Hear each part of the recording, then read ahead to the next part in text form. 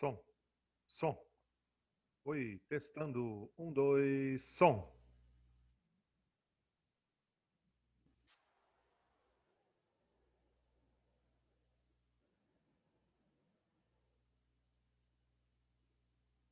Olha, professora Geni, presente. Aqui em casa nós estamos em peso, viu? Todo mundo aqui de casa está presente. Maravilha. Todo mundo. Nossa equipe, Dri, Verônica. Maravilha. Pessoal, boa noite a todos que estão aí chegando nesse exato momento. Estão aí entrando nesse exato momento na nossa plataforma. Para nós é um privilégio estar aqui com vocês essa noite. Queria dar aqui boas-vindas a todos vocês, em nome da direção do nosso querido Hospital Municipal Dr. Odelmo Leão Carneiro. E hoje nosso 16º webinar, um movimento que, graças a todos vocês, nós tivemos um grande alcance. Mais de 8.000 pessoas já tiveram a oportunidade de estar aqui conosco nessa noite. Mais de 10 estados, né, e com alcance a vários hospitais, hoje de grande referência para o nosso país. Então, eu queria aqui agradecer com todo carinho a grande participação de todos vocês, né, que sempre estão aqui conosco nesse momento tão especial. Antes de iniciar o nosso webinar, eu gostaria de agradecer com imenso carinho o nosso diretor técnico, Dr. Alide Maquin, que sempre nos dá a oportunidade de congratular esse grande evento, em nome da SPDM, Associação Paulista para o Desenvolvimento da Medicina. Quero aqui deixar aqui registrado com carinho o nosso agradecimento ao Dr. Eduardo Braga, presidente da Sociedade Médica de Uberlândia, Dr. Alexandre Menezes, né, representando o Conselho Federal de Medicina, nosso conselheiro aqui na nossa delegacia regional aqui na cidade de Uberlândia.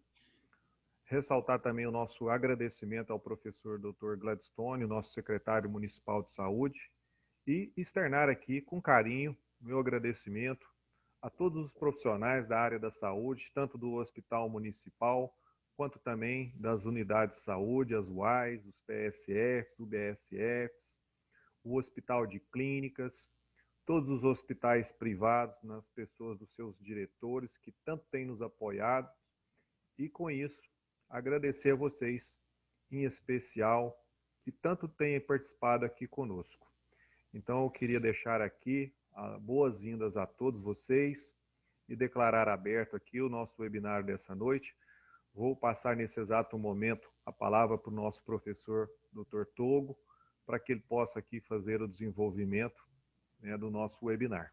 Dr. Togo, por gentileza. Muito obrigado, Wilton. Bom, eu acho que é uma noite realmente especial. A gente começou esses webinars aí, né, que foram primeiro uma obrigatoriedade aí, uma imposição do momento, mas a gente vê que a gente está tendo a oportunidade de entrar em contato com pessoas, com profissionais aí no Brasil inteiro, tudo, e eu acho que hoje é uma noite muito especial. A gente está quase que a gente vai fazer mais para frente, mas já estamos aí no 16º? Não, 13º? Eu já perdi a conta. 16º, é.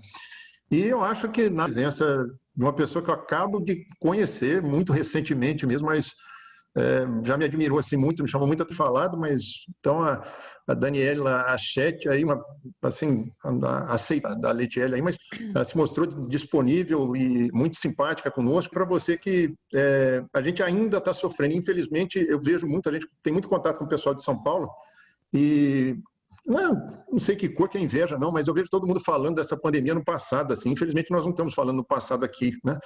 Então, a gente está aí entrando já no 6º mês de guerra mesmo. Tem uma discreta sinal de efervescência, mas ainda estamos, a gente acorda o dia aqui, nós temos mais de 70 leitos de UTI na rede pública aqui, quando a gente acorda com 2 vagas, 3 vagas agora, essa semana aqui, é sonho, sabe? Então, a situação nossa ainda não é passada, ainda precisamente 6 meses disso, o impacto para todo mundo que está na frente disso, a gente percebe, é muito visível, é muito fácil de ver os colegas que em 3, 4 meses mudaram, né? Mudaram fisicamente, eu tenho certeza que mudaram como pessoas, mas fisicamente é muito importante assim, a transformação que a gente vê.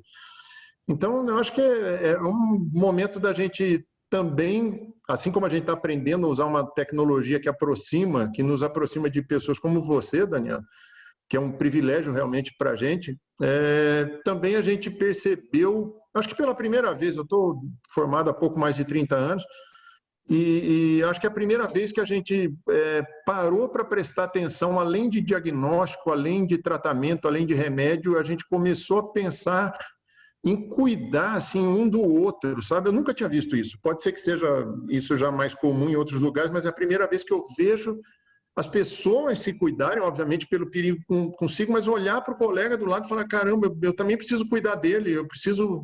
Então, eu sinceramente nunca tinha visto isso. Deus queira aí que fique como mais um legado bom aí dentro de tanta tragédia que já trouxe a pandemia, mas que fique essa noção de que, além do paciente, que é o nosso foco, sem dúvida nenhuma, a gente trouxe para um nível de atenção que merece, eu acho, cada um de nós, né? Então, eu acho que o que você vai trazer para a gente aqui, eu estou muito curioso para ver realmente, a Letiele já me falou muito bem, mas acho que é isso, eu acho que é um momento especial, eu acho que você está coroando aqui um momento que tem muita coisa que a gente sofre, mas eu acho que é um momento da gente aprender e retomar mesmo agora, e nessa linha, nessa reta mais final, eu espero que seja a reta final, que a gente coloque em prática tudo que a gente aprendeu, mas a gente precisa ter ainda uma força aí para carregar esses últimos momentos aí, que eu espero que sejam os últimos momentos da pandemia. Muito obrigado mais uma vez por você estar com a gente, tá? E eu passo para a Letiele para fazer a sua apresentação. Muito obrigado. Pessoal, boa noite. Para quem não me conhece, sou Letiele, sou psicóloga do Hospital Municipal.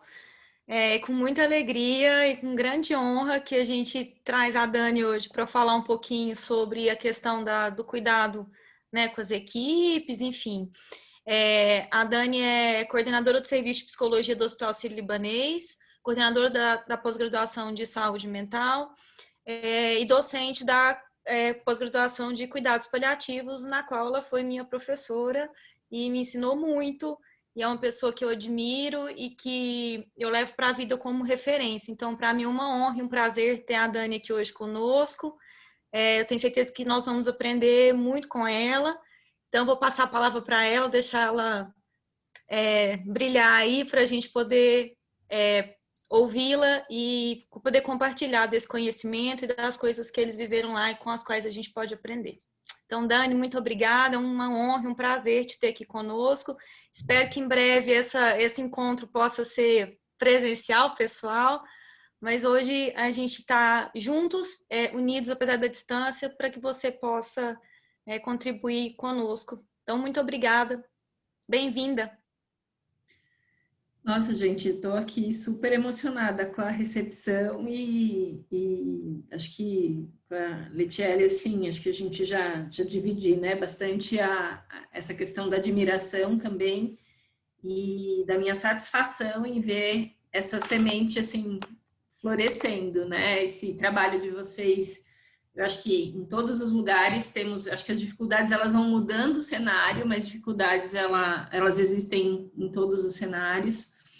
Acho que queria agradecer, né, a disponibilidade também do Dr. Togo, do Wilter, né, pela organização, a Letiele, e acho que é uma satisfação poder estar aqui dividindo com vocês um pouco da experiência de cuidado com o profissional, que eu acho que eu consigo entender que uma das grandes construções e aprendizados, né, nesse que o Togo ele trouxe essa questão que ele nunca tinha visto, né? Eu acho que de fato ninguém que está aqui nessa sala nunca viveu algo parecido, né, com o que nós estamos vivendo esses últimos meses. Eu eu entendo que tem um nome, Togo, que a gente usa às vezes dentro da psicologia, nos primeiros cuidados psicológicos para isso que você está colocando, que é essa ambiência que a gente vai observando nos cenários de trabalho das equipes, né? E a ambiência é esse cuidado que as pessoas passam a ter umas com as outras, né? E acho que eu tenho o privilégio de ter uma direção, né? Dentro da diretoria assistencial a gente tem uma direção, e uma das grandes lições que a gente teve nesse processo todo foi aprender a cuidar do básico, né?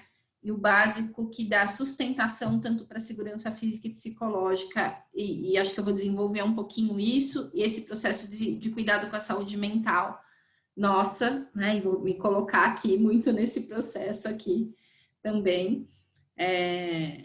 Então, vou compartilhar com vocês aqui a apresentação, e aí eu vou escorrer a ideia, trazer algumas ideias que depois vão sustentar uma discussão, né, para a gente conversar um pouquinho e abrir depois para uma conversa.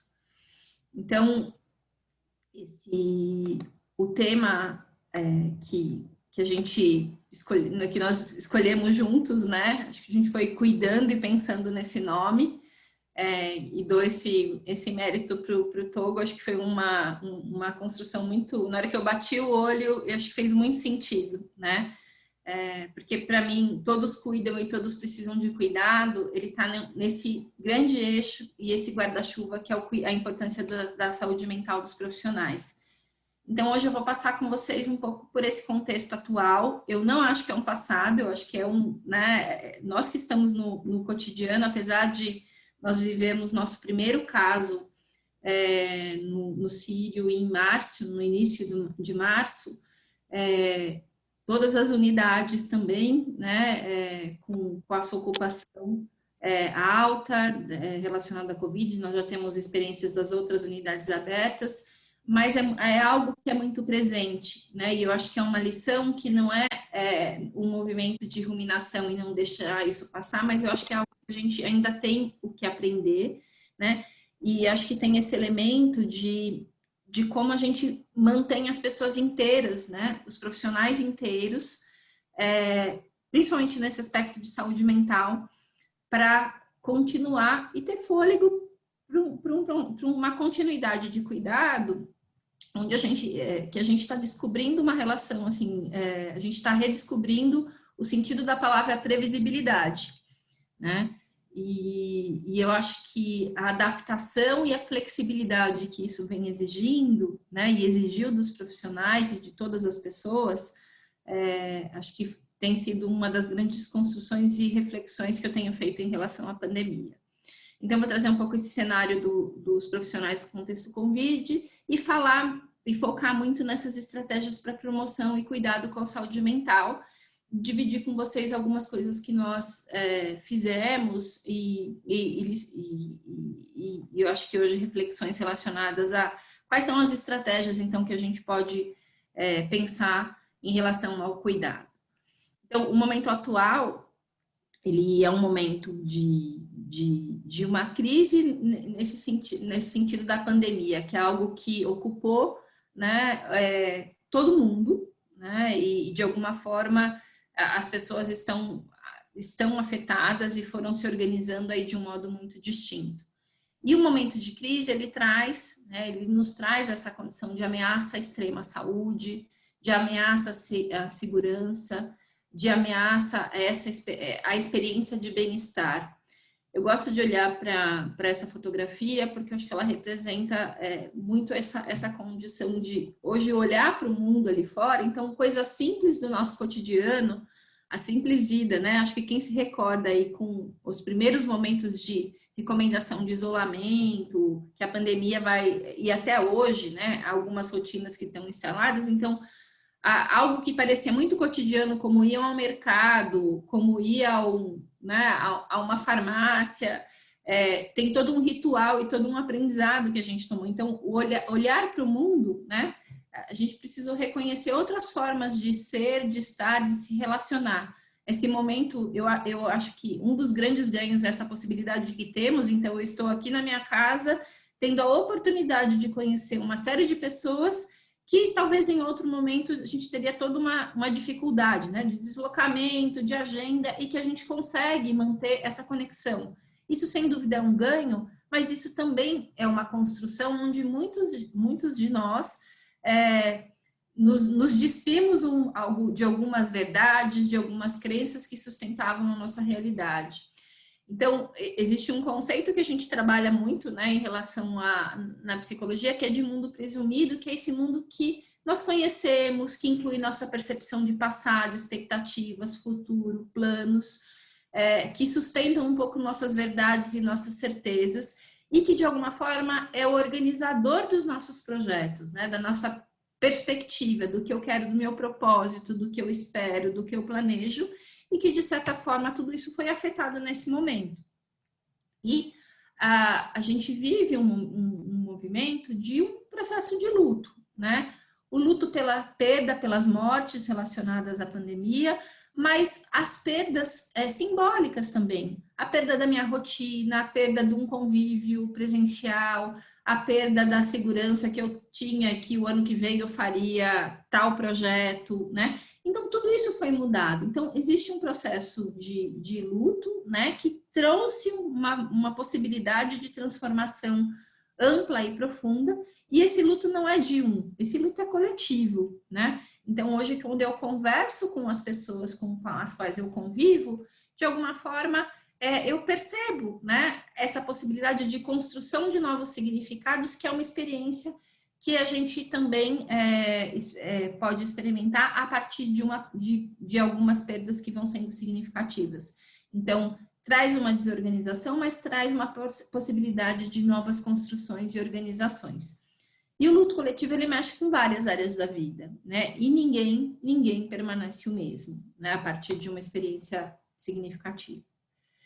E acho que a gente tem vivido uma peculiaridade relacionada à pandemia, que o luto dos pacientes, né, dos familiares que nós cuidamos, e aí eu não vou colocar aqui só a experiência do profissional de saúde, essa experiência é das equipes do apoio, né, porque assim, o porteiro, o recepcionista, o segurança que fica na porta do hospital, a copeira que leva, né, a alimentação, a equipe da limpeza, né, da higiene, a equipe de manutenção, a equipe da TI, né? De alguma forma, todo mundo está inserido nesse cenário, cada um com seu escopo, né? E o luto dos pacientes mobiliza nos profissionais as perdas vividas e as perdas temidas, né? Porque eu passo a cuidar de pessoas que estão vivendo algo que e apresentam medos e apresentam dúvidas que, se a gente resgatar, talvez hoje a gente tenha um pouco mais de resposta, tenha um conhecimento construído, mas é uma experiência que é necessário ser vivida aí de uma forma muito próxima entre pacientes e profissionais, né? Então, os profissionais nesse movimento, eu costumo dizer, eu gosto dessa figura, né? Porque eu acho que ela ilustra, a gente fala assim, a questão do mindfulness, né, de eu encontrar os meus espaços de descompressão, a importância do autocuidado do profissional, né, para eu encontrar o espaço onde eu me recomponha. E a gente passa, o profissional de saúde, de alguma forma, com o processo da pandemia, ele se viu muito mais tomado. Então, as pessoas mudando, né, de funções, apoiando outras coisas, sendo que conciliar homeschooling com cuidado de, assim, eu tenho o pai idoso, o avô, o tio. Então, todo um processo de ocupação que a última coisa que o profissional ele tem a experiência, e aí o profissional de saúde e os que não estão envolvidos diretamente na saúde, a última experiência que nós temos é essa, né? E para o profissional que ocupa um lugar de cuidado, a gente tem uma experiência muito grande de paradoxo, né, de ambiguidade. E isso está impresso por essa perspectiva do cuidado mesmo. Porque enquanto ele cuida do outro, ele mesmo vai se percebendo exposto à doença e pode se identificar com os medos de quem ele está cuidando. Então, o profissional de saúde, de alguma forma, ele sempre vai ser, e isso nas diferentes formações, né? Médico, enfermeiro, psicólogo, nutricionista, fisioterapeuta, a gente trabalha muito essa condição da comunicação empática, da escutativa do outro, identificar o sofrimento do outro, de entender qual é o melhor plano de cuidado. Mas como fica isso no momento no momento que eu me identifico? Então, no momento que as pessoas chegavam e diziam, olha, eu tenho medo de contaminar o meu familiar, né? E o plantonista que estava ali na UTI, né, por 8 horas, por 12 horas, a enfermeira, vivia esse mesmo medo. Então, esse processo de ressonância afetiva, ele tem um processo ali de contágio. E outras situações que foram vividas, né? Então, mudança de área de atuação, setor de atuação.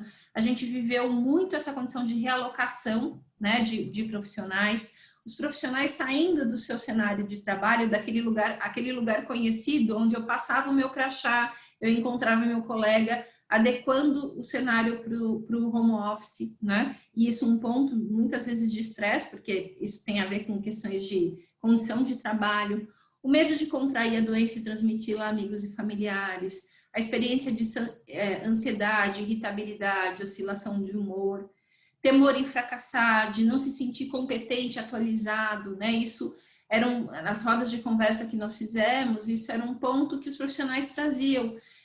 Eu preciso me sentir seguro para cuidar bem, para fazer bem aquilo que eu me proponho. Isso, ao mesmo tempo que a gente pode considerar saudável, né, como um momento de aprendizado, também é um momento que a gente precisa dosar muito a quantidade de informação, acesso à informação, o quanto eu me exijo, né? Muitas vezes os profissionais traziam uma experiência ali, principalmente ali no início, de uma maior impotência, alocação de recurso. Então, acho que o Togo trouxe uma sensação assim, é um alívio quando eu acordo de manhã e eu tenho 2 vagas de UTI. Então, assim, como fica? Quais são os dilemas com os quais a gente vai se deparando ao longo desse processo, né? Essas situações estressantes, a questão do acesso a equipamento de segurança, a condição de horas relacionadas a plantão, dobra, né? E todas as consequências. E aí a gente vai observando nos profissionais algumas alterações relacionadas inclusive a esse processo de luto. A gente fala que no luto as pessoas elas têm várias áreas da vida afetadas, então déficit de atenção, de concentração, raciocínio. Eu não sei quem daqui já teve experiência, eu estou diferente, eu estou mais lento, eu estou mais disperso, tem dia que eu acordo e vou ficando um pouco mais irritado. Então, tem um processo, né, que essa própria perpetuação, né, são 6 meses, né, 8 meses, né, vivendo esse processo de alguma forma aqui em São Paulo. Então, esses relatos, né, de condição, que como eu vou me mantendo e as pessoas, e nós tivemos que descobrir formas de nos manter. E esse processo de cumplicidade e conexão entre os profissionais, no final das contas, foi um ponto de ganho, né, nesse momento todo. E acho que eu gosto de trazer uma experiência de um quadro, que eu não sei o quanto vocês já ouviram falar, que é da fadiga por compaixão, que tem a ver com esse sentimento proveniente da percepção do sofrimento alheio, e o quanto cada um vai se mobilizar para aliviar. E esse processo de cuidado, né? E o cuidado tem a ver com o cuidado ao paciente, e o cuidado tem a ver, pensando, por exemplo, do ponto de vista da gestão, desse olhar com todo profissional da ponta, com os colaboradores. Então, esse processo que traz uma grande satisfação quando eu identifico que eu fiz um bom cuidado, que eu tive uma ação com a equipe que foi bacana, né? Que traz toda essa experiência de se sentir capaz, desempenhar bem o trabalho, sentir-se capaz de ajudar as pessoas que estão sofrendo, é algo que eu acho que a gente encontra na maior parte dos profissionais que escolhem a saúde como sua área de atuação, né? Independente de ser na assistência, na educação, na pesquisa, na gestão, esse processo sustenta muito, para a maior parte das pessoas, o senso de significado e propósito. Mas existe um polo que a gente precisa cuidar que tem a ver com a fadiga por compaixão, que é justamente como que eu doso esse processo para eu controlar esse efeito nocivo da exposição secundária a esses eventos relacionados à dor e ao sofrimento, à exaustão física, mental, o estresse, o sentimento de impotência.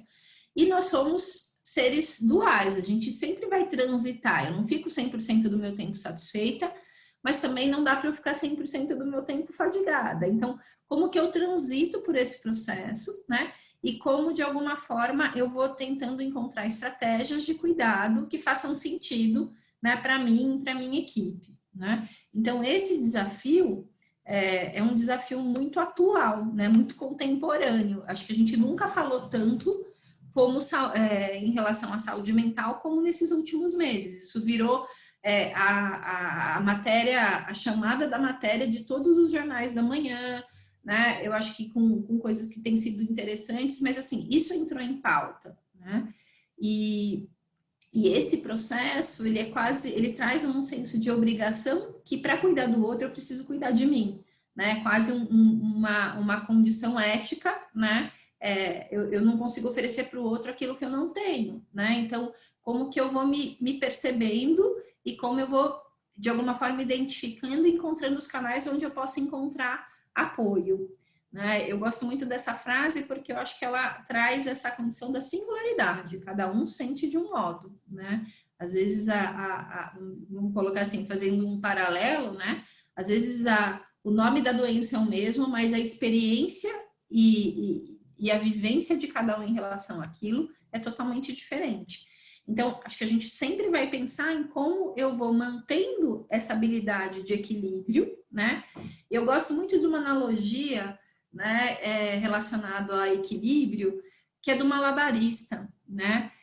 O malabarista, muitas vezes, o ponto de equilíbrio é um ponto onde ele está numa posição absolutamente flexionada. Então, assim, isso fala de uma maniabilidade, isso fala de uma flexibilidade.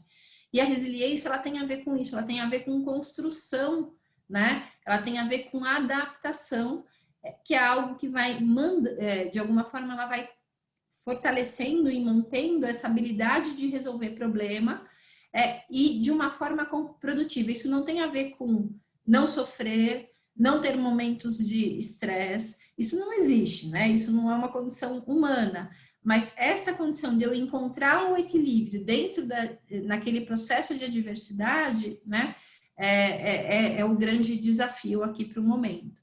Dividindo com vocês um pouco algumas questões do nosso processo. Acho que uma das maiores lições aprendidas foi essa questão do codesenho dos novos fluxos, do levantamento das necessidades das pessoas, dos colaboradores nas diferentes áreas, a proximidade entre gestão e ponta, né? Então, esse foi um processo que foi o tempo inteiro sendo fomentado, né, e conduzido. Isso já é um modelo dentro da diretoria que a gente mantém dentro da nossa diretoria assistencial, esse modelo da gestão participativa, da co-construção de processos junto com a ponta, do envolvimento, da formação de grupos de trabalho. E a pandemia, ela trouxe uma velocidade para isso, né? No sentido da gente aprender a desburocratizar algumas coisas, de trazer uma agilidade, né? Entender quais eram as etapas que faziam sentido, justamente para a gente conseguir aplicar, né? E favorecer com que o cuidado também dos profissionais entrasse nessa conta. Então, aproximação com a equipe, escutativo, um canal de comunicação aberto entre lideranças e equipe. Aqui acho que eu trago, né, um pouquinho nossa linha do tempo.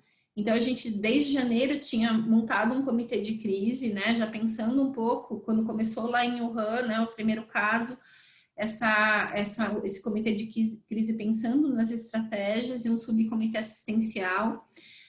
Todo um processo de campanha de orientação, retreinamento para o uso de EPI, live, podcast, impressos. A gente tem um canal interno que é como se fosse um Facebook, que é o nosso Workplace, que é um canal só interno para colaboradores. E por que eu estou falando sobre isso em relação à saúde mental? Porque esse guarda-chuva de saúde mental, eu preciso ter uma base de sustentação onde as pessoas se sintam seguras psicologicamente, mas tem uma base do básico que tem a ver com a segurança psicológica também, né? Então, esse entendimento do cuidado com a saúde mental do profissional, ele é muito amplo. E esse comitê foi muito interessante, porque, assim, um comitê que envolveu psicologia, envolveu enfermagem, envolveu CCIH, envolveu, né, a parte de gestão de risco. Então, todas as áreas pensando junto e efetivamente esse senso de cumplicidade, de conexão, de cuidado entre as áreas. Nós tivemos o nosso primeiro caso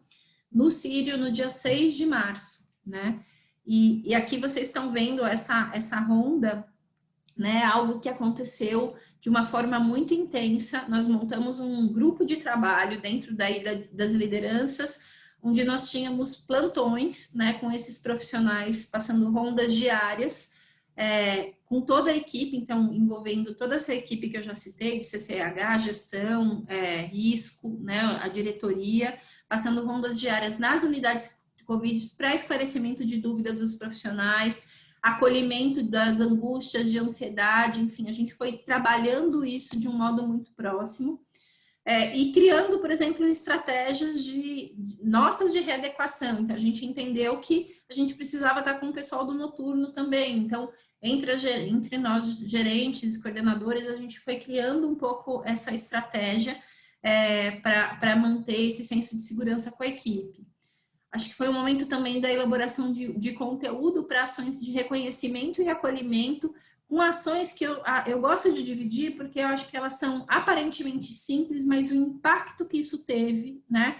Nas copas, esses cartazes que foram sendo criados, né, e distribuídos nas entradas do hospital. Então, esse senso de agradecimento, reconhecimento da dificuldade de estar ali, essa abertura desse canal para nos acessem, tragam as dúvidas, que a gente esteja unido. Então, esse senso, né, de reconhecimento e de acolhimento. Foi muito interessante que a própria equipe começou a encontrar entre si habilidades. Então, assim, a gente, né, naquele momento, assim, não dava para o musicoterapeuta, né, vir de fora, por toda a questão da asepsia, higiene, mas o enfermeiro daquele plantão, ele toca violão. Então, naquele momento, na sala de repouso, às vezes tem um momento que ele oferecia esse cuidado, né? Algumas mensagens que nós organizamos, de mensagens dos familiares das pessoas, dos colaboradores, muitas vezes os colaboradores saíram de casa, né? Para não expor algum paciente de grupo de risco, enfim. Então, a gente foi, de alguma forma, fazendo uma captação de vídeos. Então, esse senso de proximidade, a gente está aqui, a gente entende que esse momento é difícil, então, esse cuidado de uma forma mais ampla. A elaboração de conteúdos para ações psicoeducativas, então, onde a gente foi, através dos cartazes, também dividindo um pouco estratégias de técnicas de relaxamento, estratégias de meditação, estratégias de descompressão, que tem a ver com o que nós nomeamos como os primeiros cuidados psicológicos. Isso foi uma parceria muito grande com a área, por exemplo, de comunicação, né? Porque, assim, o cuidado com a saúde mental, ele pode ser, de alguma forma, articulado muito com os especialistas, então com a psicologia, com a psiquiatria, mas esse cuidado psicológico básico, ele é uma tarefa de todos nós, né? Então, essa condição da relação com a dose da informação, né? A questão como que eu organizo uma rotina. Então, estratégias que nós fomos criando e que isso... Por que eu estou trazendo isso agora? Porque isso se tornou algo perene. A gente entendeu que isso é algo que a gente precisa continuar, né? Então, algumas dessas ações, elas continuam, perpetuam e estão sendo integradas no nosso modelo de cuidado ao colaborador. A elaboração, a gente teve, então, esse processo das lives internas, então, a partir desse canal interno, e sempre a manutenção da presença da liderança. Nessa aqui?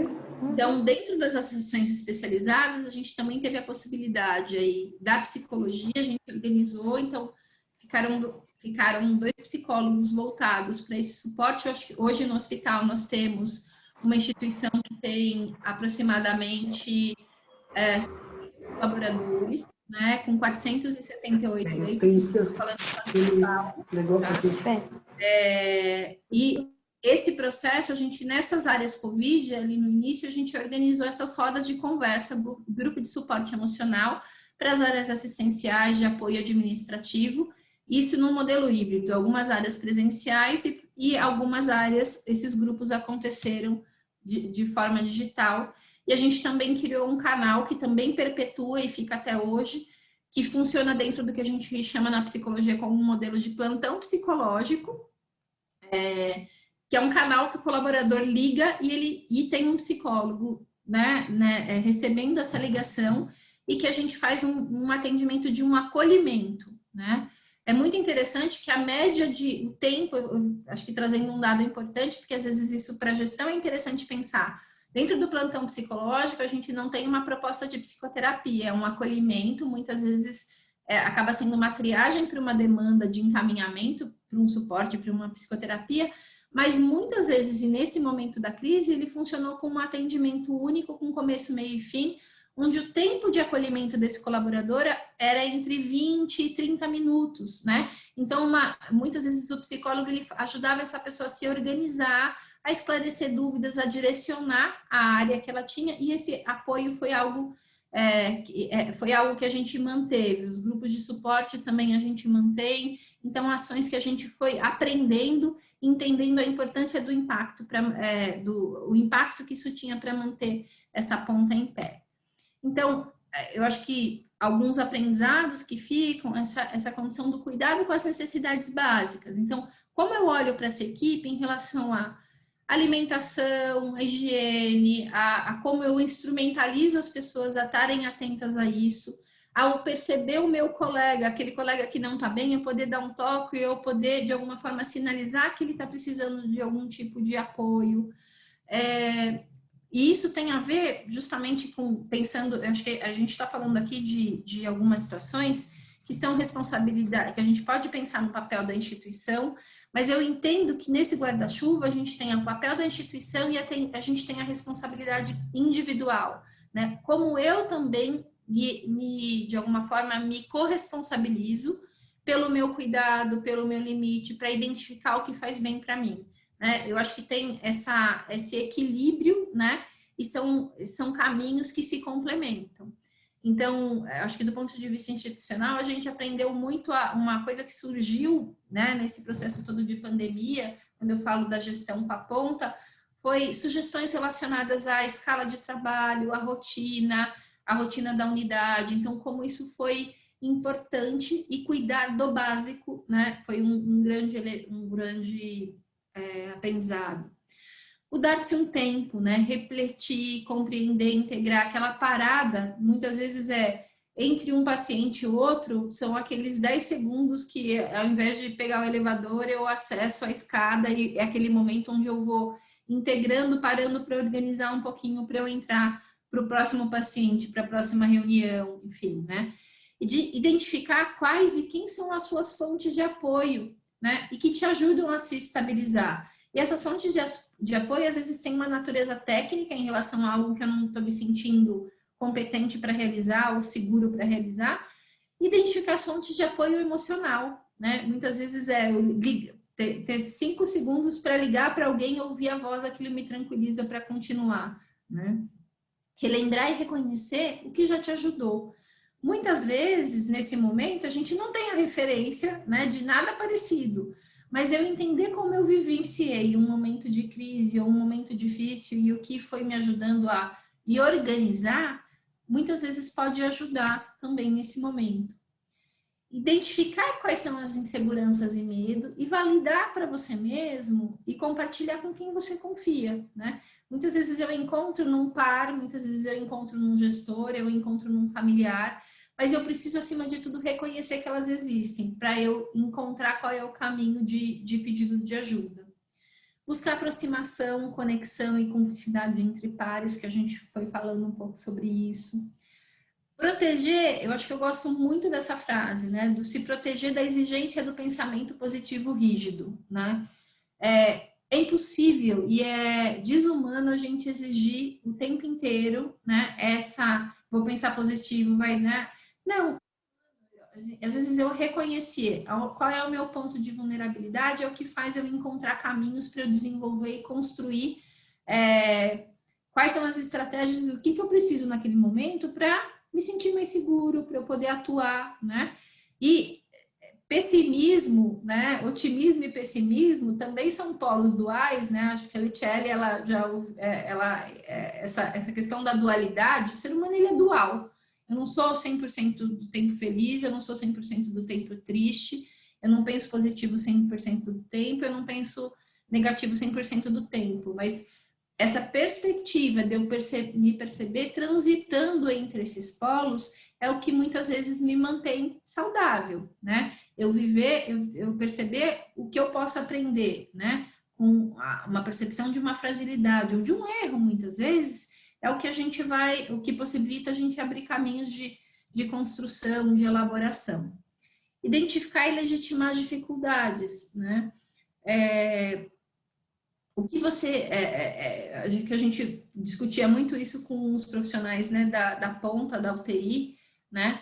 O que você acha que você vai levar para casa, né, após esse plantão? De repente, assim, dá uma paradinha, né, no vestiário, se troca e vê como que você pode, de alguma forma, deixar isso aqui, né? Ou encerrar isso aqui para você se dar um tempo e voltar amanhã e retomar, porque muitas vezes tem assuntos que a gente não consegue, quanto mais a gente está ligado, né, menos a gente vai encontrar um caminho para lidar com aquilo, né, a gente fica misturado na história.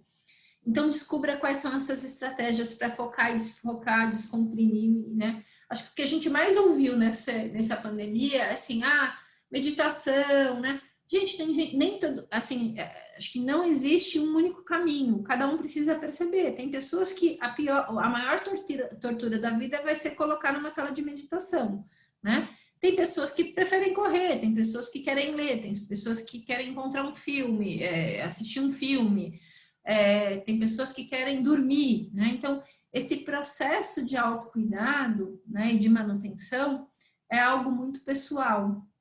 Reconheça limites até onde for possível, né? E de alguma forma, tente estabelecer, né, essa rotina para tentar controlar o que é possível. Se você parar para pensar no teu dia, sempre vai ter uma coisa ali que minimamente você consegue ter uma previsibilidade. A nossa previsibilidade, eu falei no início, ela está alterada. Talvez hoje eu não consiga dizer onde eu estarei, né, eu estarei em março, né? Mas talvez eu possa ter minimamente uma ideia de onde eu vou estar daqui a 1 hora, a semana que vem, né? Então, eu consigo, de alguma forma, ter um senso de controle. E isso, nesse momento de vida e de experiência que estamos tendo, pode ser muito organizador. A gente teve aqui, né, uma experiência aí de técnicas de relaxamento e meditação para quem, de alguma forma, isso faz sentido. E eu acho que a gente também trabalha isso muito com a ponta, com a gestão, e acho que é um processo para o profissional, ele reconhecer que muitas vezes o suporte especializado vai ser um caminho, procurar psicoterapia, não é um caminho acho que existem muitos preconceitos relacionados a isso, mas muitas vezes para esse processo da fadiga de compaixão, um processo, né, de maior exaustão, o suporte especializado ele vai estar indicado e de alguma forma uma das grandes ferramentas que a gente tem para o cuidado é o autoconhecimento, né? À medida que eu me conheço melhor, eu vou encontrando um pouco os caminhos para eu lidar com aqueles calcanhares que todo mundo tem, né? Então, essa busca por suporte especializado, seja o meu processo individual ou institucionalmente, à medida que for possível, essa oferta especializada, né? E acho que é isso, né? Encontrar qual é o caminho possível dentro do local que você está. Às vezes é a roda de conversa que acontece ali no posto de enfermagem, como nós fizemos durante essa pandemia, é aquela parada, né? De 15, 20 minutos que se faz uma roda, as pessoas chegam, as pessoas saem, que demanda do psicólogo também essa condição de flexibilidade, né? Mas que foi um caminho super interessante que eu achei importante dividir aqui com vocês. Enfim, acho que o que eu queria abrir aqui e dividir com vocês era era isso, né? E queria abrir um pouco agora para a gente conversar. Espero que tenha ido no caminho aqui, que foi tanta expectativa.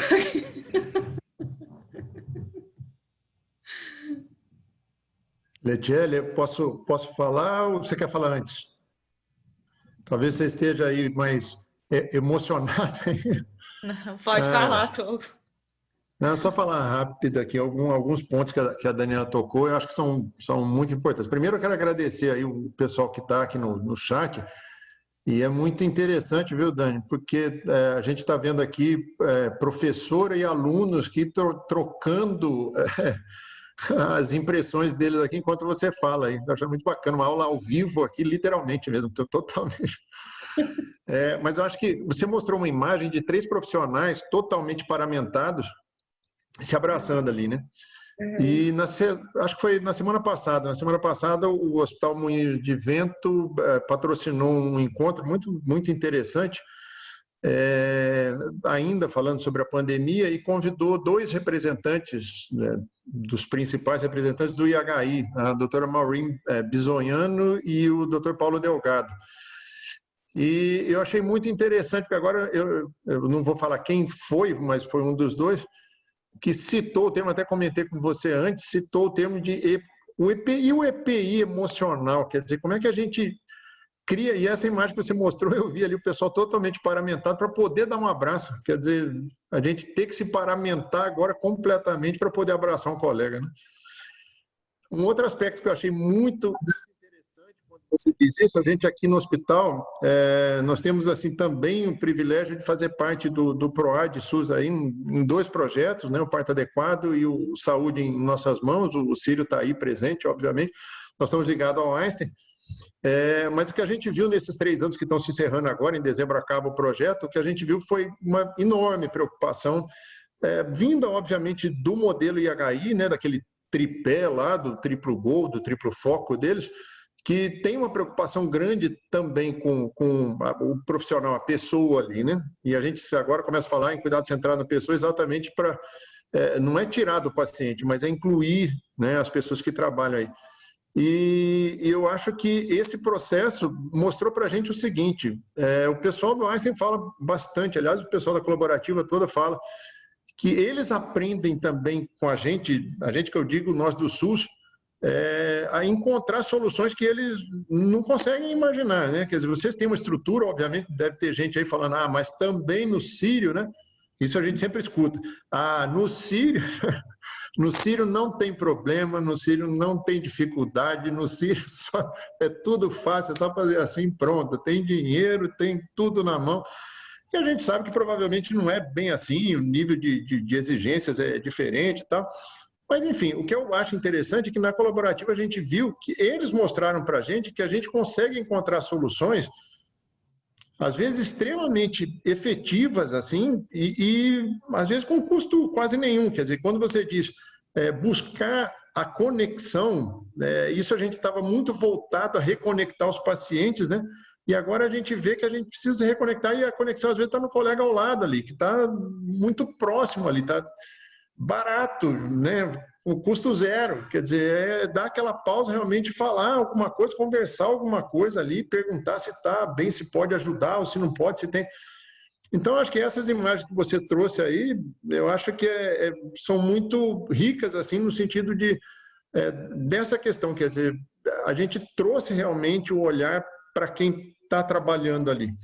E só uma última coisa que eu queria comentar com você, que eu achei muito interessante, nós começamos o processo de ronda, no início a gente estava muito presente nas unidades, isso foi absolutamente fantástico, assim.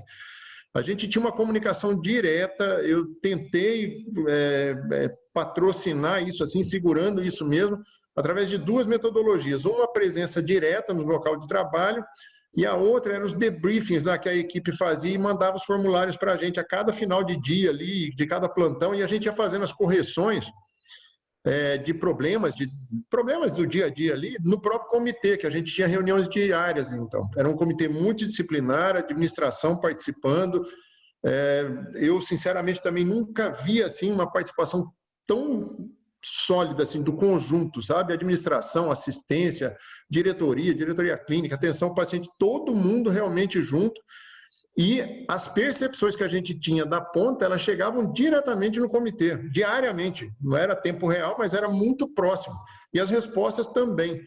Isso eu acho que é uma perda grande. Eu acho que a gente perdeu um pouco o tônus disso, assim, sabe? E até no início, é um negócio interessante, que a gente fala assim do pessoal da ponta do Covid. Mas na época até teve gente que chegou a comentar com a gente, pô, só dão atenção agora para o pessoal do Covid, quer dizer, quer dizer, quem não está no Covid também precisa de carinho, precisa de colo ali, porque, caramba, é só Covid agora? E eu que estou aqui, né? Então, enfim, são algumas coisas que eu queria comentar com você, mas acho que você foi muito, muito feliz aí nas suas colocações e fizeram pensar nessas coisas aqui. Obrigado. Obrigada.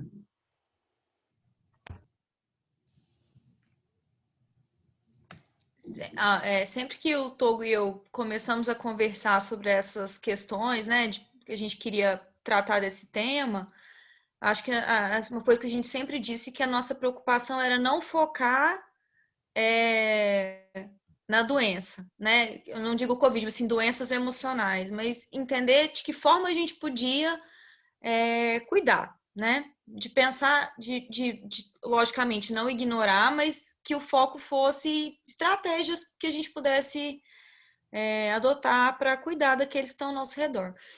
E aí, se a gente for... Eu te ouvindo falando, fiquei pensando, né? Que, primeiro, que importante e aí eu falo como psicóloga e falo como profissional também, a gente ter essa permissão de sentir, né? Porque eu acho que, de uma forma geral, às vezes a gente eu vejo isso muito, muito claro, assim, a cobrança que as pessoas têm de não se perceber e não assumir o sofrimento, né? Como se de alguma forma a gente fosse imune, ou como se a gente falasse sobre isso, nos tornasse menos preparados para estar ali, talvez. Acho que talvez seja essa a palavra. Então, de validar mesmo, né? De saber que a gente também sofre, que a gente também sente medo, que a gente também se preocupou, que a gente também se angustiou, que a gente também sofreu. E eu acho que isso é muito importante, né? A gente que é treinado para validar, né, sentimento dos outros, de às vezes ouvir que a gente também pode, né? Eu acho isso muito importante, porque eu acho que às vezes a gente se esquece de fazer isso conosco e de fazer isso pelos colegas.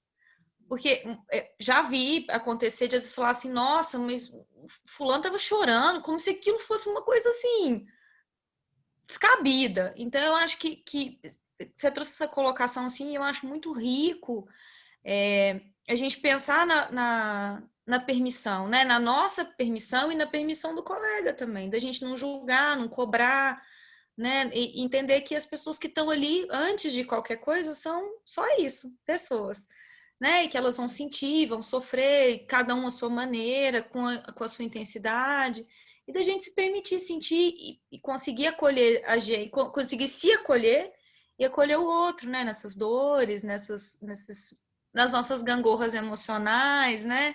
Nos dias talvez que a gente não esteja tão bem.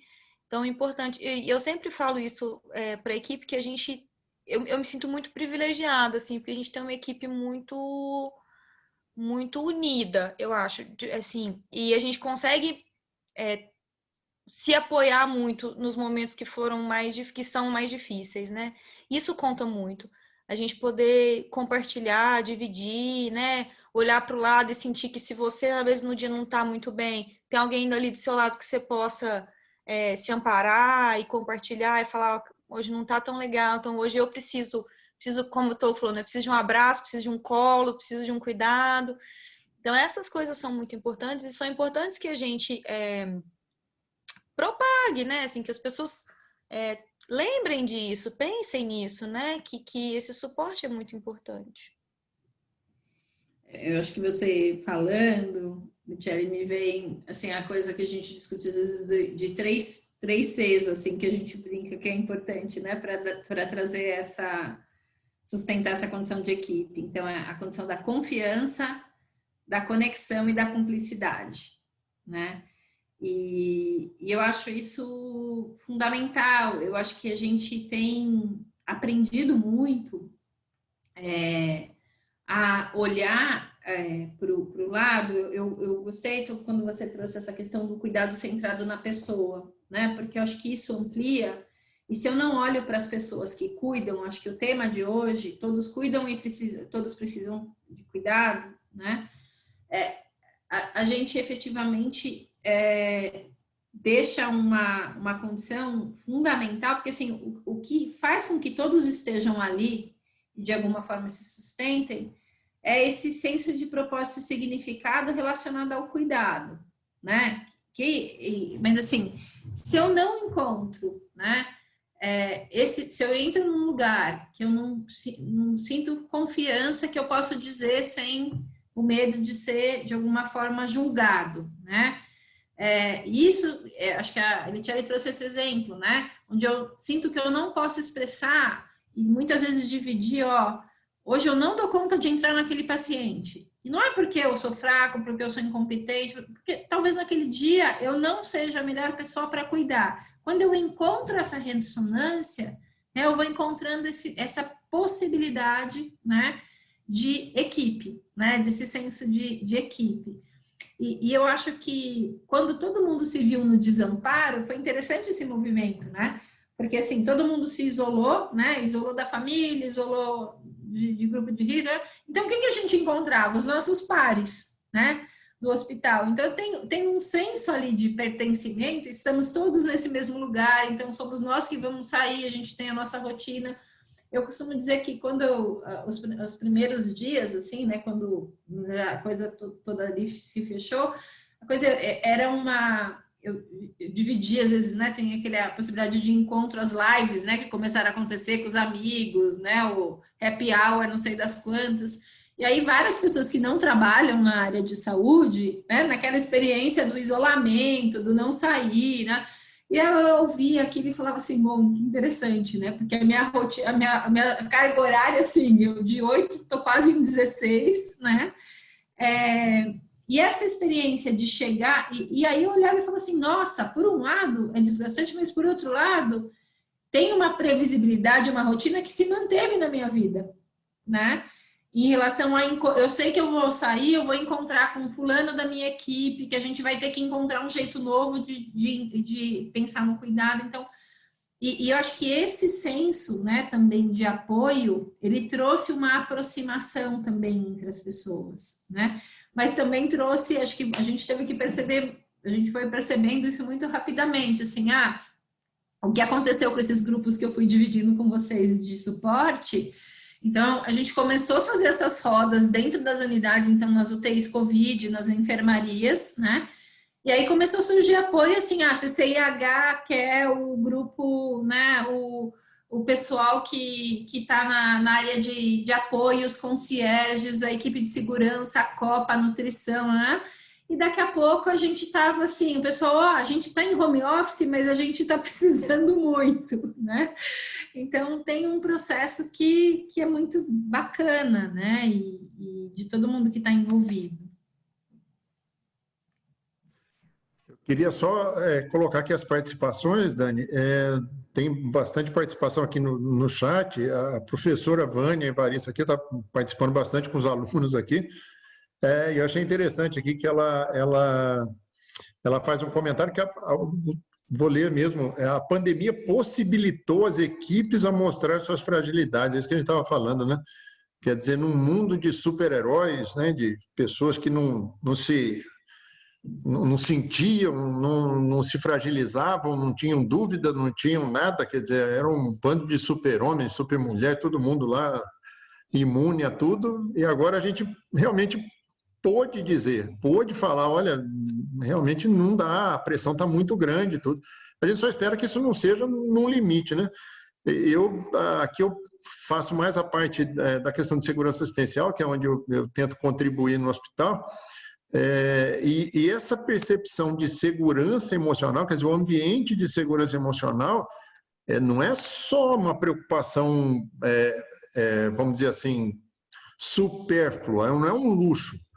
ela é absolutamente fundamental para segurança na assistência. Quer dizer, um ambiente em que você não possa falar sobre falhas, inseguranças, erros, tal, é uma tragédia, né? A gente tenta aprender isso da aviação, mas a gente ainda está longe, a gente ainda tem, né, muito medo, muita hierarquia, muito medo de falar e levar uma bronca, né, passar um carão, né, e ser constrangido na frente de todo mundo.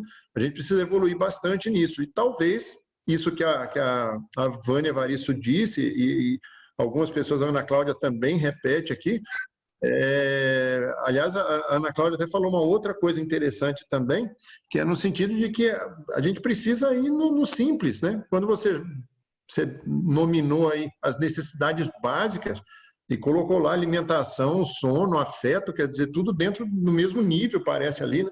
Então, acho que é isso, assim. Então, obrigado, Vânia. A Ana Cláudia também fez esse comentário que eu achei muito interessante. As soluções podem ser simples, não precisa ser coisa mirabolante, né? E aí, então, eu acho que tem um processo que eu, particularmente, me incomoda muito essa visão do herói. Aí é uma visão minha, tá? Assim, me incomoda porque eu acho que traz uma carga, né? Que justamente reforça essa condição, assim, daquele que efetivamente tem uma condição assim, que sempre vai ter a solução, é o forte, é o que vai encontrar, né? E eu acho muito complicado, porque as pessoas escolam mesmo nessa representação, né?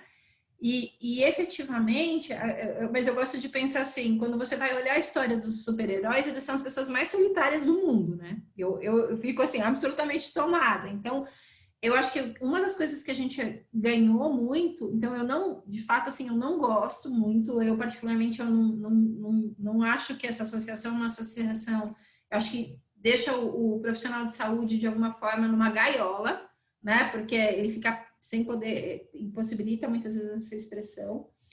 E acho que você trouxe uma outra coisa, só que eu queria comentar, em relação a essa questão da questão do espaço de segurança psicológica para eu expor, para eu poder repensar aquilo que eu falhei, porque é isso, o profissional nesse processo da fadiga, da exaustão, do estresse, ele está mais suscetível a erro, né? E a erro ali na prática, né? Tem a questão da saúde mental, né? A palavra que entrou muito numa moda, mas assim, num sentido que eu acho que não necessariamente é sempre saudável olhar para o burnout, né? Porque não é um rótulo de um diagnóstico, né? Então, assim, eu acho que a gente tem que ter uma visão muito mais ampla relacionada a isso, mas eu acho que a gente tem tido uma experiência muito legal. Então, nesses últimos 1 ano e meio, nós implantamos no hospital o ambulatório de primeira e segunda vítima, que é um ambulatório de suporte especializado, suporte psicológico especializado, né? Que é uma parceria muito grande com a área de gestão de risco. Então, quando existe essa condição do evento adverso, catastrófico, né, enfim, enfim, não necessariamente catastrófico, mas um evento grave, essa equipe, na entrevista, ela percebe nesse profissional o sofrimento, esse profissional, ele pode receber esse acolhimento. E é muito interessante esse processo. E a gente tem, só que isso é uma questão de cultura, né, a gente está 1 ano e pouco, porque, assim, no início as pessoas tinham muito receio de ir para o ambulatório de primeira e segunda vítima para, assim, o que vão fazer com aquela informação? Né? Como que vai, né? Até a gente construir, não é, a gente quer, dessa experiência, ver o que a gente melhora, né? E esse ambiente, ele favorece a condição de saúde mental. Então, eu gosto sempre de falar essas ações que são ações que muitas vezes não são assim, eu não preciso gastar milhões com um aplicativo, né? E eu acho que fazer uma reparação, assim, os problemas no Hospital Sírio-Libanês, eles mudam, mas eles são muito reais, e assim, temos muitos também, né? Inclusive de orçamento, né? Assim, então, assim, todos nós temos. Então, talvez sejam diferentes, assim, acho que é inegável, mas, assim, tem uma condição que, muitas vezes, essa ação da proximidade, que é isso, assim, eu manter o canal aberto e trabalhar uma segurança. Assim, qual é o custo disso, né? Eu trabalhar uma ação de reconhecimento, qual é o custo disso e qual é o impacto que isso tem, né? Que legal aqui, a Vânia aqui, mais uma contribuição dela, ela faz um comentário que ela, como responsável, né, pela educação continuada de um hospital onde ela trabalha, Ela diz, temos que reinventar métodos que possibilitam manter as equipes estabilizadas. E sempre digo que não podemos permitir que alguém saia de nossa presença sem se sentir um pouquinho melhor. Essa é a nossa missão. Legal isso aqui. Que saia um pouco melhor, né? Muito bom, E eu acho que essa condição de crescimento, ela está muito associada a isso que a Vânia traz, né? Essa perspectiva, né, de que de alguma forma eu saio com aquilo, às vezes é uma semente de transformação, né? Mas eu percebi que de alguma forma eu integrei aquela experiência. E quando a gente fala de resiliência, eu gosto de olhar isso, né? A resiliência não tem a ver com a pessoa, aquela pessoa que o tempo inteiro está forte, não, ela tem a ver com esse contato de um modo saudável com a própria fragilidade, mas de um modo que eu consiga integrar aquela experiência que muitas vezes está colada numa adversidade. Acho que o conceito de resiliência ele saiu muito daí, mas que eu integre aquilo como um aprendizado também, né? Que eu repense, que eu olhe para mim, que eu construa, né?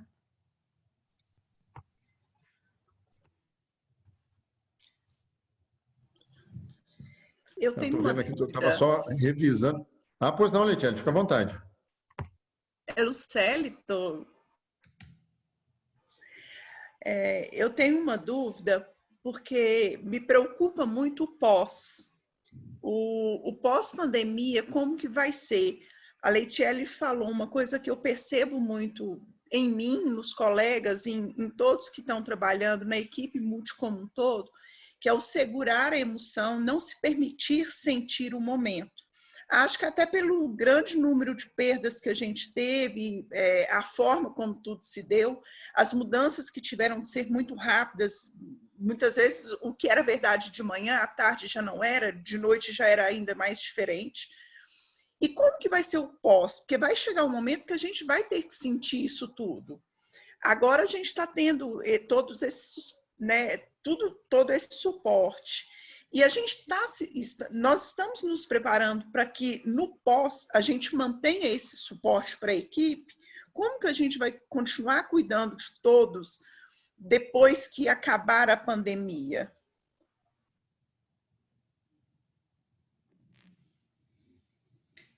Eu acho que a tua colocação é excelente. Eu vou trazer um pouco da nossa perspectiva. Não sei se a Letiele daí quer comentar um pouquinho daí, o Togo, né? O Dr. Wilter, enfim. Eu acho que tem algumas lições, né, que a gente tirou, né, em relação a estratégias que foram muito importantes do ponto de vista da prevenção. Então, acho que a gente conseguindo investir, né, uma coisa que, assim, deixar esse canal aberto, primeiro, assim, as pessoas, de alguma forma, estarem instrumentalizadas a se conhecer e se perceber e buscar ajuda, né? Eu acho que esse senso não é só da instituição, esse senso precisa ser de cada um, né? Essa responsabilidade que cada um tem em relação a isso. E eu acho que a gente tem, assim, tem uma parte da tua pergunta que eu também tenho a dúvida, né? Assim, acho que a gente tem uma ideia e a gente tem preocupações em relação ao que a gente pode, aos desdobramentos, principalmente em relação à saúde mental, a gente tem descoberto isso. Mas uma coisa que tem sido muito curiosa e que tem começado a surgir em alguns estudos é que as pessoas que ficaram mais envolvidas com esse processo, principalmente nas unidades COVID, ela já tem, de alguma forma, encontrado caminhos de elaboração e integração um pouco de crescimento, de estratégias de cuidado e de adaptação relacionada ao trabalho. Então, alguns estudos têm apontado um pouco já essa questão de um índice nesta equipe um pouco mais reduzida relacionada, por exemplo, ao estresse pós-traumático, que é uma preocupação, né? Esses quadros do burnout. Então, essa regulação e esse suporte que está sendo feito agora, lá em outras experiências, né? Nas experiências que nós temos de locais que estão em outro momento da pandemia, elas se mostraram muito importantes. Tenho preocupações, eu acho que todas as instituições têm desafios, e eu acho que esse desafio relacionado à saúde mental do profissional, ele só está mais escancarado. Eu não entendo que ele não existia pré-pandemia. é que agora existe algo que ficou escancarado, né? E é uma demanda que a gente, mesmo que não queira, mesmo quem de alguma forma evitava olhar, tá aí, né, tá no rosto de cada um. Então, eu acho que cada local, não tem uma receita de bolo, mas eu acho que cada local vai ter que encontrar assim, o que eu consigo tornar perene do ponto de vista do cuidado com a prevenção e como eu trabalho essa rede para a oferta desses casos que, de alguma forma, surgirem como os casos de demanda de suporte especializado. Acho que a gente tem algumas estratégias de rastreamento, acho que é coisas que a gente tem pensado junto com a área ocupacional, a gente tem um programa dentro do Círio que é o Cuidando de Quem Cuida, que é uma área de suporte para o colaborador. Então, acho que a gente tem tentado desenhar caminhos, mas muito baseado nessas ações que anteriormente elas, por várias razões, elas não aconteciam, então com a agilidade que aconteceram, mas que a gente, de alguma forma, só nos trouxe dados da importância. Então, acho que a gente tem encontrado esse caminho para tornar perene. Então, por exemplo, o plantão psicológico, aquele canal, né? Foi um canal super importante que não é de psicoterapia, né? E o que custou para a gente? Custou uma linha telefônica que fica um profissional que recebe a mensagem e oferece o acolhimento. É um profissional, entendo, tem um custo, né? Isso. Mas do ponto de vista do que ele previne o desdobramento de outras coisas, eu acho que são esse olhar que, enfim, a gente tem tentado trazer. Isso aí. Tem duas observações aqui que eu achei muito interessante. Primeiro, do Jonatas aqui. Jonatas é um grande, um enorme companheiro aí nosso na enfermagem, uma pessoa muito importante para a gente. E ele traz aqui, primeiro, parabeniza muito, né, pelo webinar aí, pela sua participação. E ele diz o seguinte: nós profissionais de saúde temos usado nossa fé e obedecido o nosso legado, deixando as incertezas de lado, onde nossas esperanças têm sido maiores que nossas dores. Eu acho muito bacana esse comentário do Jonatas aqui, porque é aquela noção mesmo de, quer dizer, eu preciso me agarrar em alguma coisa. Quer dizer, nós passamos por um momento que eu acho que estava todo mundo caindo no buraco mesmo, né, sem saber onde se segurar. E eu acho que essas alternativas, às vezes vistas com uma certa, por alguns com ressalva, quer dizer, eu acho que é importante que alguém comentou aqui, desculpa agora, mas alguém falou, cada um reage de um jeito, e você diz, cada um sente de uma forma. Então, eu acho muito válido, quer dizer, que as pessoas busquem a forma mais pronta, mais imediata, mais eficaz, e que se dane quem acha que aquela forma não seja, quer dizer, aquilo traz alguma segurança, né? E a Gabi Santos, se eu tiver certo, eu acho que ela está aqui em casa.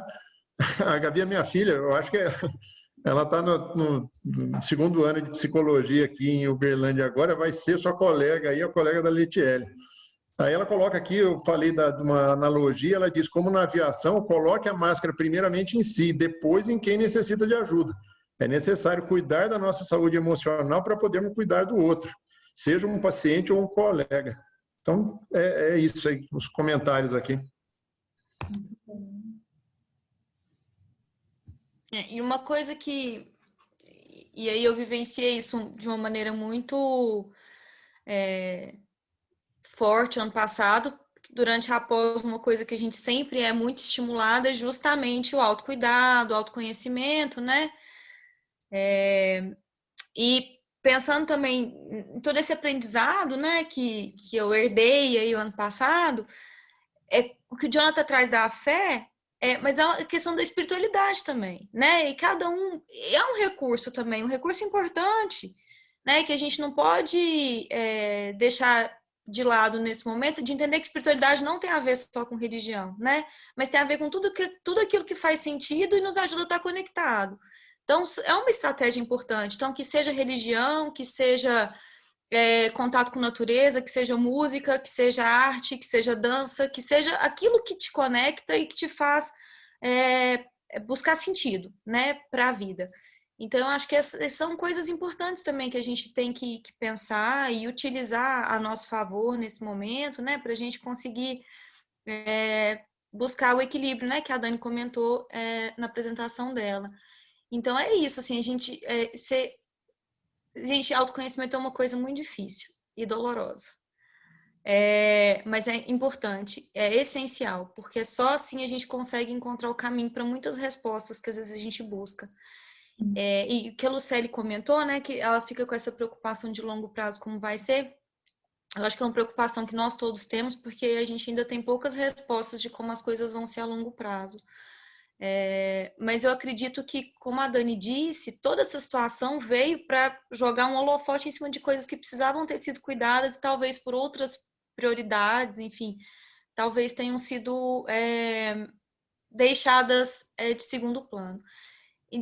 Desse entendimento, que eu sempre falo isso no hospital, né? Quem me conhece sabe que eu falo que gente que trabalha bem, que trabalha feliz e que trabalha bem cuidada, trabalha muito melhor. Então, quando a gente cuida do colaborador, a gente cuida diretamente dos pacientes, né?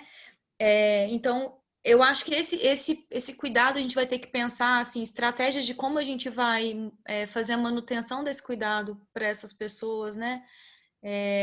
Que estão, independente se estavam em linha de frente de Covid ou não, mas de que todo mundo foi impactado, né? Todos foram impactados.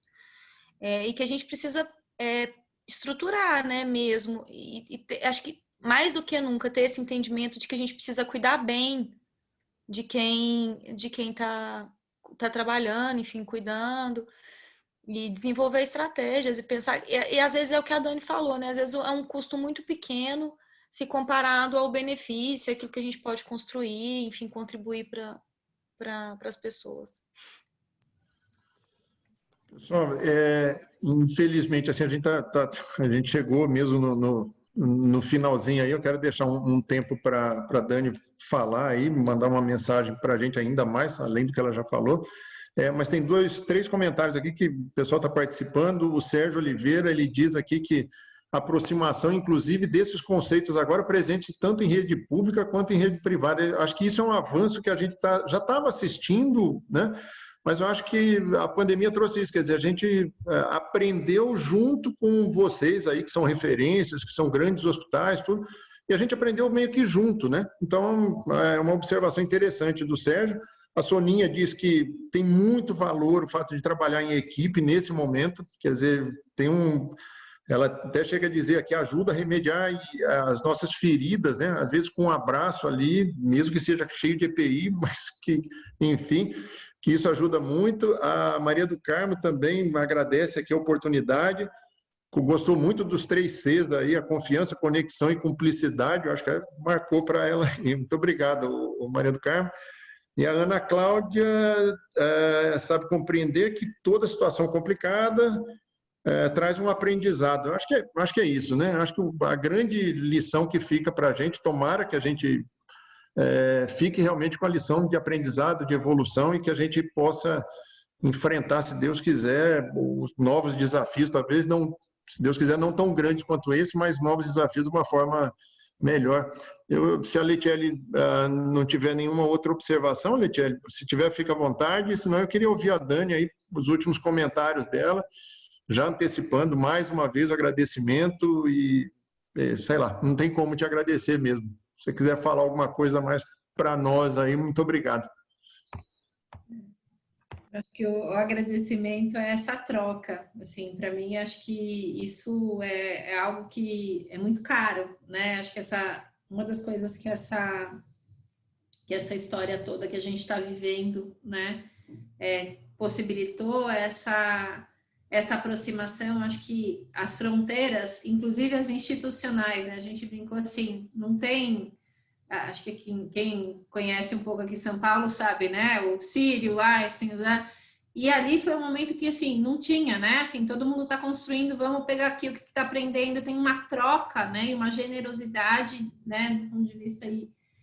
E para mim, acho que está sendo muito caro estar aqui com vocês, tá? Eu estava olhando aqui, acho que o número de pessoas que entraram, que ouviram, que participaram, acho que me emociona, né? A gente está aqui numa terça-feira à noite, num momento onde a gente está invadido por live, as pessoas dispostas a se olhar, a se pensar, acho que ouvir um pouco desse processo. para mim é um aprendizado estar aqui, acho que estou ouvindo coisas de vocês e aprendo também, e reflito, né, e levo um pouco para a minha experiência, e assim, também agradeço demais a oportunidade, é um prazer conhecê-los, por enquanto por aqui, uma hora a gente resolve isso de outro jeito, e espero de alguma forma ter contribuído aí com sementes para vocês, para cada um sair daqui e encontrar o teu caminho do que leva e de como integra as coisas que nós dissemos hoje. Só queria aproveitar antes do Togo, queria agradecer muito, Dani, suas contribuições. Eu não tinha dúvida do quanto a gente iria fazer trocas muito ricas hoje, do quanto a gente tinha para aprender com você. De novo, te admiro muito e fiquei muito honrada e muito feliz de você ter aceito o nosso convite, de a gente poder ter esse momento aqui, ainda distantes, num primeiro momento, mas para mim é um pedacinho. Todo mundo se queixou de 2019, né? Eu só tenho a agradecer a 2019, foi um ano fenomenal para mim.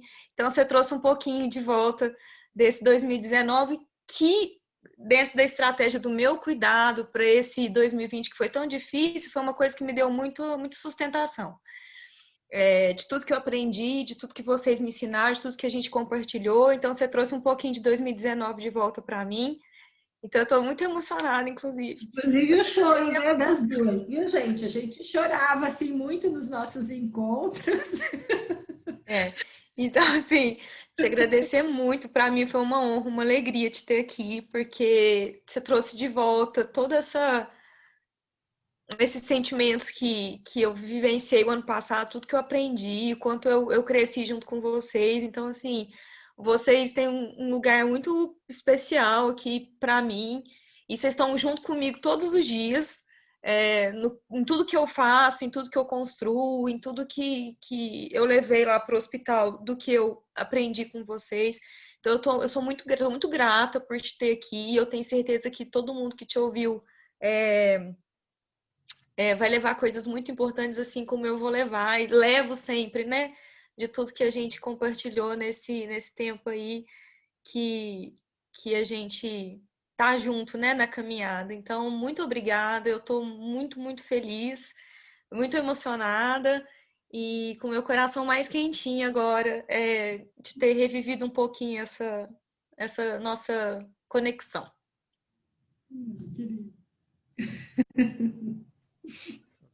Togo Wilter, obrigada.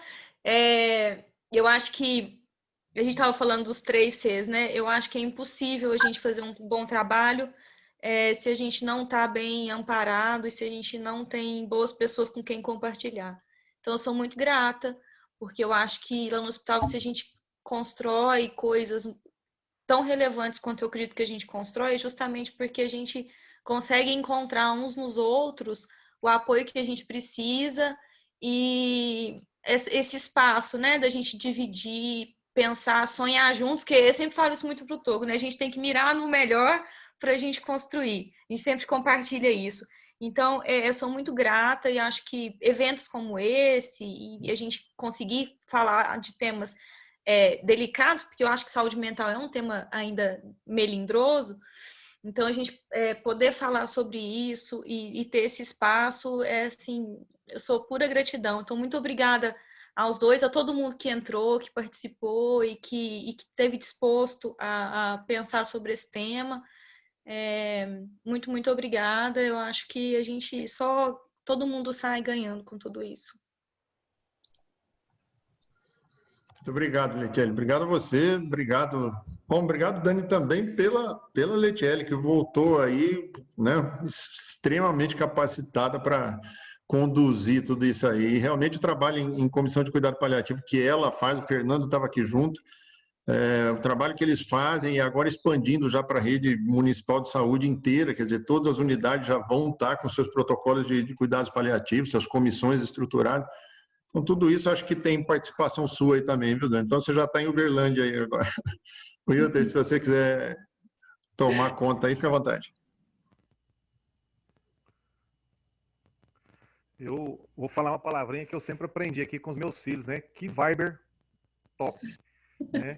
Que energia e usando o linguajar mais tecnológico, né? Que conexão, fantástico, uma aula magnífica e com uma áurea fenomenal. Vocês sabem disso e com certeza devem, vocês que estão nos assistindo, com certeza devem ter presencias, vocês que muitos que estão aí nos assistindo estão frente a essa grande batalha.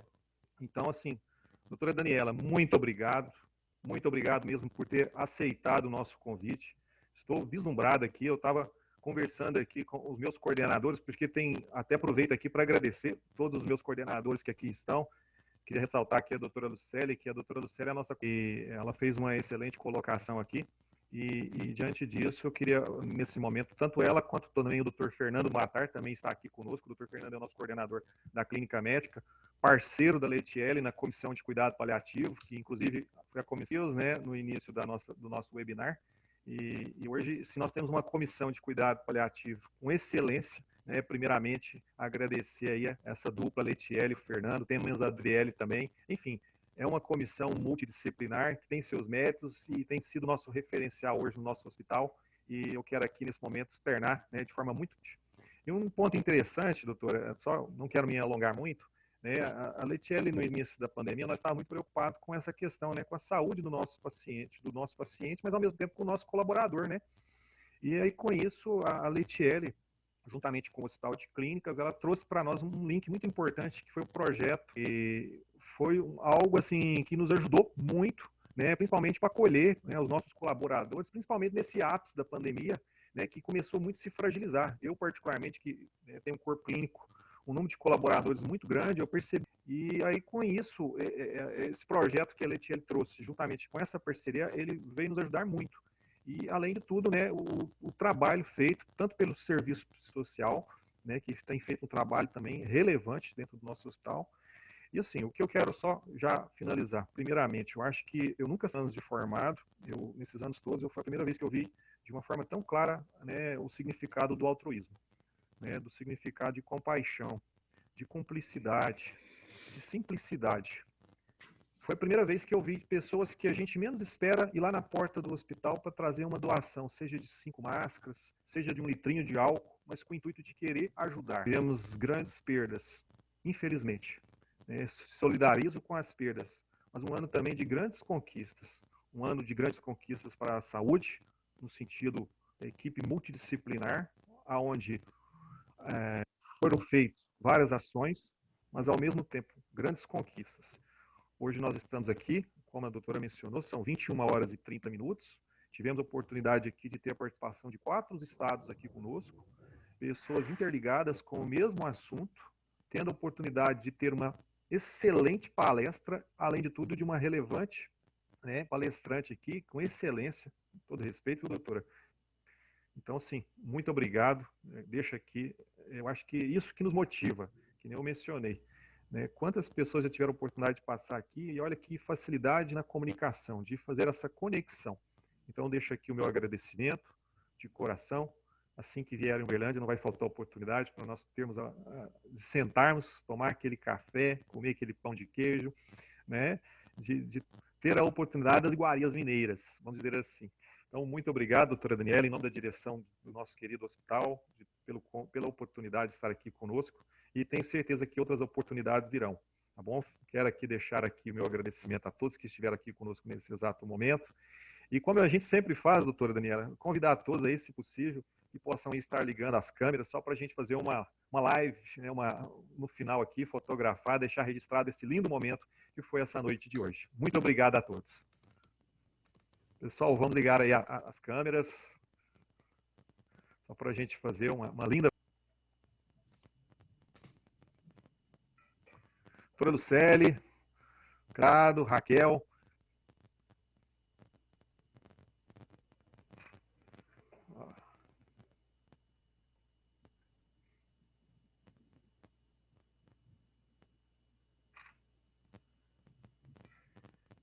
Isso aí, pessoal. Togo, doutora, fica à vontade. Eu quero deixar aqui minha gratidão desejar a todos uma boa noite.